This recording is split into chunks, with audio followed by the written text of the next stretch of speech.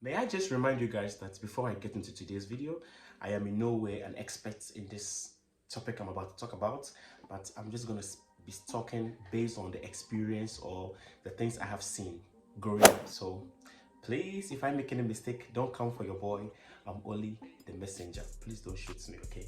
All right, guys, how you guys doing? In case you're new to my channel, please don't forget to subscribe, like, and share. And today is going to be a very, very educational topic, and I'm so excited to talk about this because growing up, this is one of the things that I actually, well, not to me, but I experienced. I mean, among some of my friends, but we never got to talk about it. But today I'm going to be sharing with you guys. So don't go anywhere. Crispin got you covered. I'll be right back.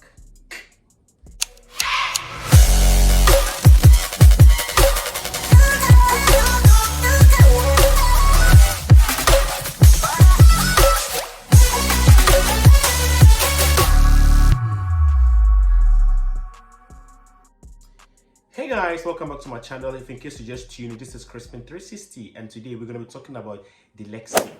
Have you ever heard about dyslexia? If you haven't, well, you are the right channel. We're going to be talking about dyslexia and what it is all about. So before I jump into it, like I always say, if you are new to this channel or if this is the first time you are seeing this face, this Melania Chocolata face, please do not forget to subscribe, like, and share. Tell your friends and family that Crispin is here to get you served, So without time being wasted, let's jump right into it. So what is dyslexia?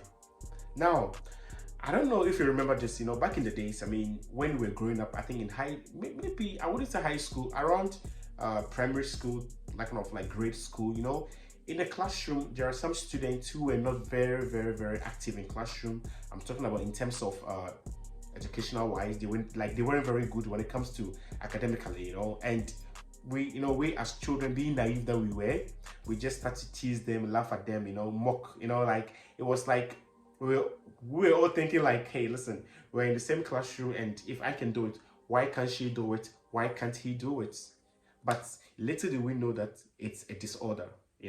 It's not just students being lazy or children being lazy. It's actually part of life, because a lot of people, not everybody is fit to be in the classroom, and we didn't know that because we're naive and we're children. Back in the days, everybody liked to tease people, So today we're gonna be delving a little bit into what dyslexia is. Growing up in an African home, I mean, if you're from Africa, you know what I'm talking about. I mean, it's not even just Africa. I think it was just around the world. Every parent would like their children to become a sedentary worker. Like, I'm talking about being a doctor, a teacher, a lawyer, a nurse, like that kind of high class. Nobody wanted a child to become like a carpenter, like a cobbler, like a seamstress, like we had this, parents had this standard for their children, okay? But little did we know that not every child fits in the classroom, and it was a problem, because you'll be like, okay, I'm paying tuition fees for my ward or my child in the school, and my child is not progressing. I mean, his grade or her grade are not very good. He's not acing his exams. She's not acing her exams. And as a parent, you were a little bit discomfort. You were like worried that what is happening to my child? Is my child being lazy, or he or she just doesn't want to learn?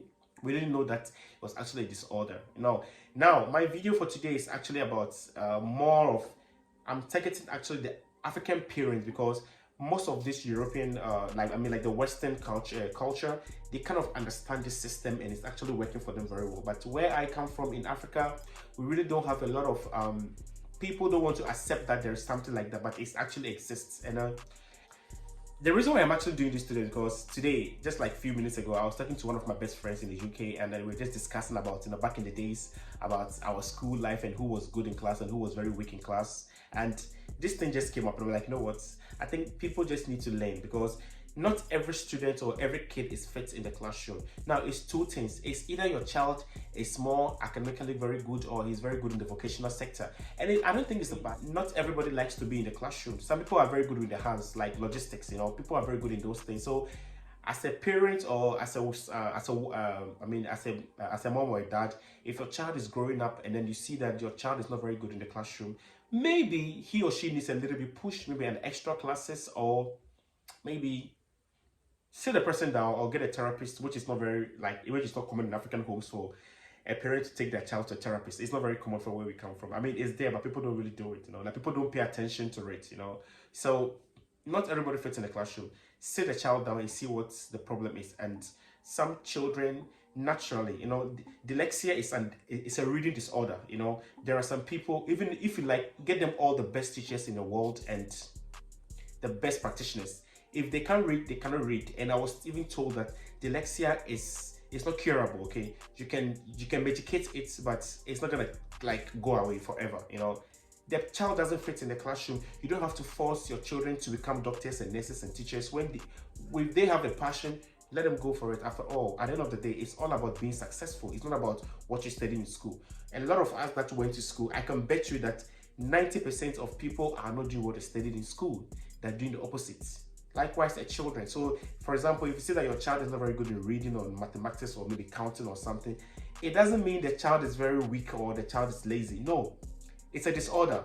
And most African parents don't know this. And it was, I wish I knew this back in the days, because in my classroom, we had a lot of that. And I'm sure wherever you went to school, like wherever you're watching me from, in your classroom over there's somebody, or I don't know, there's somebody who couldn't read or just write on, lesson. It's part of life, and people just have to accept that there are people like that. They're not very good in the classroom, but when you put them on the field, they are very good. When it becomes like activities that has to do with the handiworks, like welding, carpentry, painting, hairstyling, some people are made like that. Not everybody can be a doctor and a teacher. I think African parents just have to like what's the word, minimize distance, and then just let the children grow and be happy, because most people go into school just try to please the parents, and that is not what we are trying to preach here right now. Because not everybody can be a teacher. Some people have to be a doctor, some people have to be a lawyer, some people have to be a carpenter, a barber, a stylist. Actually, they're all jobs, you understand? So parents really have to get into this and just look into it. Don't just curse your child that, oh, my child can't read. And we should stop comparing our children to the neighbor's children. A lot of African parents do this a lot. They like to compare their children to the neighbor's children. And if you do that, you actually dampen the person's spirit. And I always say this can lead into child suicide and all that, because nobody likes to be compared to anybody, because they might be in the same classroom or in the same community, and one person is like the other person is not very good compared to the other person. Parents should be able to stop judging, because if you judge, you put in a perception in the child's mind that I'm not good for anything. Even my parent doesn't even trust in me, or like they don't rely on me because they think I'm useless or something. When you do that, children get confused, and when they go to school, already they are not very good in academics. So when you add this on top of their problems, they go to the classroom, they just sit in the classroom like this. They're like this because they do not understand anything in the classroom, and it's like they are in the school just to please their parents. And it's very common these days. Most students or most youths of today, they just go to school to please the parents or the African. Because they don't like what they're doing. Because I remember when I was growing up, my parents wanted me to do something else that I didn't want to do. They didn't understand till I got to a certain age, and I explained to them, listen, I don't want to do this. I want to do this. Then at the end of the day, they actually accepted what I want to do, and actually that's what is paying me right now. You understand? So sometimes it's nice. Every parent wants their child to be in the office with the air conditioning, with it's nice with the suits and all that. But not every child is destined for that, or not every child is made for that.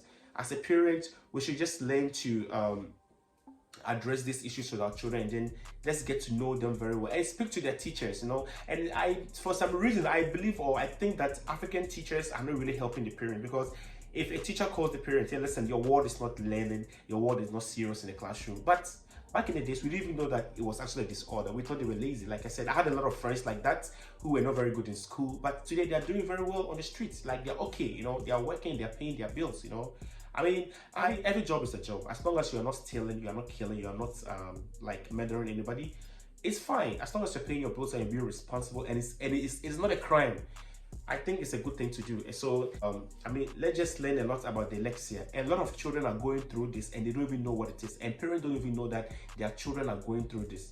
Please, as parents, let's just help our children in terms of these situations, because it's becoming very big in Africa and around the world. There are people who can read, they're educated, they can listen to the radio, they can read, but they just can't read. Like, they understand what they're saying, but when you give them the book to read, they can't read. When I went to school, it's very common. There are people who can read. There are people too who are very good in calculations. So you have to look at all these things and always ask yourself, is my child very good in the school, or my child is very good in the vocational sector? As a parent, you should know better than me, because you live with this child in the house and you know what they're capable of doing. So let's just minimize pushing our children to do what will make us happy, because trust me, most children don't want to do what you want them to do, because the world is actually global, really. Like it's changing, everything is changing now. What you want them to study, that's not what they want to do. So they end up doing what just to please you, you know. And is that what you want for your child? And you don't want your child to grow up and have resentful towards you because my parents forced me to do a course that I didn't like just to please them, so I did it. And it's very common these days. So as a parent, let's just minimize these things and like just listen to the child, okay?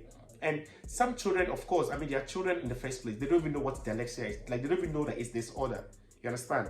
I was an English teacher, and I have actually met a lot of kids in my classroom. I've taught English in Turkey, South Africa, Egypt, Ghana, and even online, in Belgium, online also. And I've noticed that all these kind of children are very, like, they exist. They are children like that.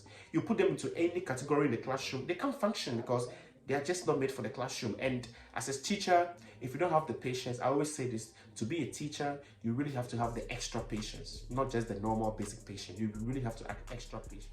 As a teacher, it's very, very annoying, very upsetting when you give homework to a student and they come back and they did not do it, or like they didn't even like answer it rightly. It's very, very disheartening. But as a teacher, okay, or as a parent, you should know these things, because a lot of people don't know that it actually exists, and we can't even ignore it. Dyslexia is very, very existing, like it's everywhere. So let's just, as a teacher and a parent, let's just know our children and what they can do, what they cannot do. And I think, like I said, every job is a job. As long as you can pay your bills and you are good to go, it's fine for me. So we shouldn't force our children to do what they don't like to do. I mean, I wanted to make this video very short, and in case you just tune in, this is Crispin 360 and we're talking about dyslexia. It's a reading disorder. Of course, guys, I'm going to end my vlog for today. And of course, if you're new to my channel, please do not forget to subscribe, like, and share. Every weekend, I try to upload some educative programs for you guys to just, you know, munch on it, because I like to give out my 2 cents. Like, normally, these are things I like to do. I like to just give education about these things. So, if in case you're new to my channel, do not forget to subscribe, because I try as much as possible to upload videos once in a week. All right, guys, if in case you want to ask any questions about this, please do not forget to leave your comments in the comment section, and trust me, if I have time, I'll come back and reply all the messages, which I always do. And Corona is almost over, but still be safe out there, you know, because it's still around the corner. So I love you guys, and on to the next episode of Crispin 360. I love you all, and see you. Bye.